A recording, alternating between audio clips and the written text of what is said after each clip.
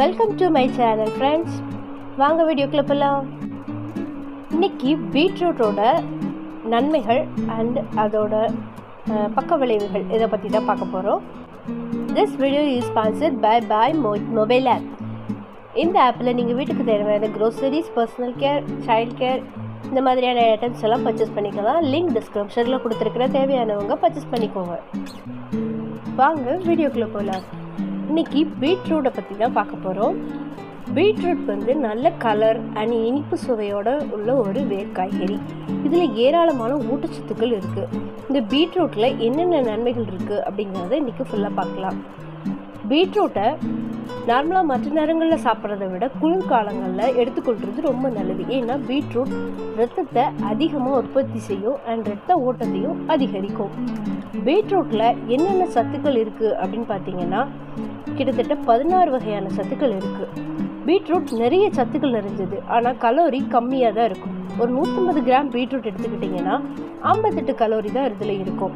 இதில் இருக்கிற சத்துக்கள் என்னெல்லாம் பார்த்தீங்கன்னா கார்போஹைட்ரேட் வந்து 13 கிராம் தான் இருக்கும், புரதச்சத்து 2 கிராம் தான் இருக்கும், நார்ச்சத்து 4 கிராம் தான் இருக்கும், கால்சியம் வெறும் 22 மில்லிகிராம் தான் இருக்கும், இரும்பு 1.3 மில்லிகிராம் தான் இருக்கும், சோடியம் 72 மில்லிகிராம் தான் இருக்கும், மெக்னீஷியம் 34 மில்லிகிராம் தான் இருக்கும், பாஸ்பரஸ் வெறும் 52 மில்லிகிராம் தான் இருக்கும், பொட்டாசியம் 446 மில்லிகிராம் இருக்கும், சிங்க் 47 மில்லிகிராம் இருக்கும், மெக்னீஷியம் 44 மில்லிகிராம் இருக்கும், விட்டமின் சி 6 மில்லிகிராம் இருக்கும், பீட்டைன் 175 மில்லிகிராம் இருக்கும், போலட் 148 மைக்ரோகிராம் இருக்கும், மாவுச்சத்து 10 கிராம், நார்ச்சத்து 5 கிராம் இருக்கும்.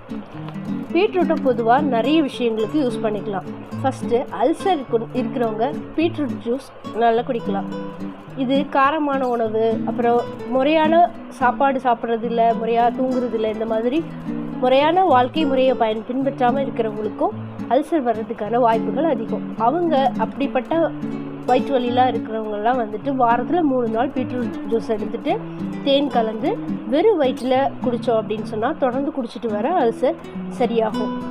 அதே மாதிரி பீட்ரூட்டை வந்து டீடாக்ஸ் செய்யறதுக்கும் நம்ம யூஸ் பண்ணலாம். சிறுநீரகம், பித்தப்பை, கல்லீரல் அந்த மாதிரி உறுப்புகளில் இருக்கிற நச்சுக்களை நீக்கணும்.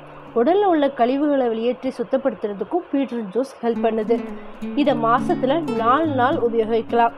ஏன்னா அதிகமாக இதை எடுத்துக்கக்கூடாது. டீடாக்ஸ் செய்ய விரும்புகிறவங்க மாதத்தில் 4 நாள் மட்டும் இந்த ஜூஸ் குடித்தா போதும். அதே மாதிரி பீட்ரூட் ஜூஸ் நம்ம குடிக்கிறதுனால இரத்த சிவப்பணுக்களோட எண்ணிக்கை வந்து அதிகமாகும். பீட்ரூட்டில் அதிக இரும்பு சத்தும் விட்டமின் B1 இருக்கிறதுனால இரத்த சிவப்பணுக்களோட எண்ணிக்கையை இது அதிகரிக்கிறது, இரத்த ஓட்டத்தையும் அதிகரிக்குது. பீட்ரூட் ஜூஸை தீக்காயங்களுக்கு மேலே போடுறதுக்கும் யூஸ் பண்ணுவாங்க. ஏன்னா பீட்ரூட் ஜூஸ் வந்து தீக்காயத்துக்கு மேலே வர்ற கொப்பளங்களை வராமல் தடுக்கும். சாதாரண சரும புண்கள்லேயும் இந்த பீட்ரூட் ஜூஸை நம்ம யூஸ் பண்ணிக்கலாம். அது வந்து புண்களோட தழும்புகள் இல்லாமல் ஆடுறதுக்கு உதவி பண்ணுது. அது மாதிரி பீட்ரூட் வந்து அலர்ச்சிகளையும் சரி பண்ணும். பீட்ரூட்டில் பீட்டாலைன் அப்படிங்கிறத ஒரு சத்து இருக்கிறதுனால இது வந்து அலர்ச்சிகளுக்கு எதிராக வந்து செயல்பட்டு நாள்பட்ட அலர்ச்சிகளையும் தீர்க்க உதவுது. குறிப்பாக சிறுநீரகத்தில் ஏற்படுற அலர்ச்சியை போக்க உதவுது. அதே மாதிரி பீட்ரூட் ஜீரண சக்தியை அதிகரிக்க உதவி செய்யும். ஏன்னா இதில் நீரில் கரைகிற நார்ச்சத்துக்கள் இருக்கிறதுனால இது ஜீரண சக்தியை அதிகரிக்கும், மெட்டபாலிசத்தையும் அதிகரிக்கும், பெருங்குடலில் நீரை வற்றாமல் பார்த்துக்கொள்ளும். பீட்ரூட்டை நம்ம சொன்ன மாதிரி வாரத்தில் 3 முறை, மாதத்தில் 4 முறை ஜூஸாகவும் எடுத்துக்கிட்டால் பெரிய அளவில் பாதிப்பெல்லாம் எதுவும் இருக்காது, நமக்கு உடலுக்கு நல்லதாகவே இருக்கும். ஆனால் அதே ஜூஸஸை அதிகமாக எடுத்துக்கிட்டால் மூச்சுக்குழல் அழற்சி, சிறுநீரக கற்கள், வயிற்று வலி இந்த மாதிரி ஏற்படும். ஸோ நீங்களும் பீட்ரூட்டை டேஸ்ட் பண்ணி உங்களோட உடல் ஆரோக்கியத்தை பெருக்கிக்கோங்க. அதே சமயத்தில் அளவோடு சாப்பிட்டு ஆரோக்கியமாக இருங்க. தேவையற்ற விளைவுகள்லேருந்து பாதுகாத்துக்கோங்க. தேங்க்ஸ் ஃபார் வாட்சிங்.